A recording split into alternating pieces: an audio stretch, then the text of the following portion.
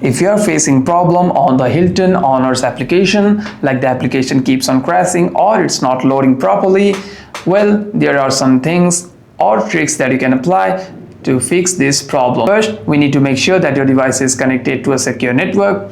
Swipe down on the control center and make sure your Wi-Fi or cellular data is turned on and is connected to a network that is actually working.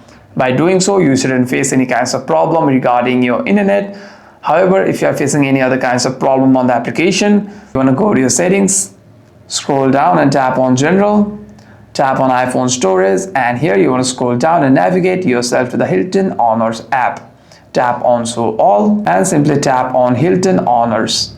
After that, you want to offload the app from here and click on reinstall app. And what this does is it deletes the application whilst keeping its documents and data. And the next time you open the app, you shouldn't be facing any kinds of problem.